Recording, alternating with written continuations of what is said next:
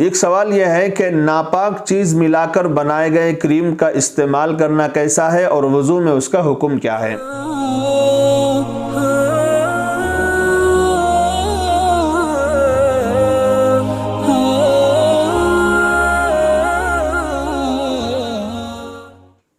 وہ مرہم، وہ کریم جو اینٹی سیپٹک ہوتی ہے، جس کو اینٹی سیپٹک کریم کہا جاتا ہے، جس کے بنانے میں کتے کی زبان استعمال ہوتی ہے،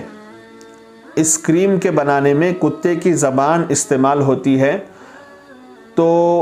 اس کا استعمال جائز نہیں ہے۔ اینٹی سیپٹک کریم جو لگائی جاتی ہے وہ عام طور پر اس کے اندر کتے کی زبان کا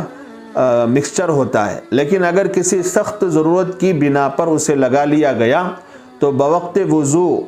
اس کو دھو کر زائل کرنا ضروری ہے، ورنہ نماز صحیح نہیں ہوگی، کیونکہ جب وضو صحیح نہیں ہوگا تو نماز بھی صحیح نہیں ہوگی۔ تو یاد رکھنا چاہیے اینٹی سیپٹک کریم، اس میں کتے کی زبان ملائی جاتی ہے، اس کو استعمال نہیں کرنا چاہیے۔ اگر کسی ضرورت کی وجہ سے استعمال کر لیا تو وضو کے وقت میں پہلے اس کو دھو کر پاک صاف کرنا چاہیے، پھر اس کے بعد وضو کرنا چاہیے۔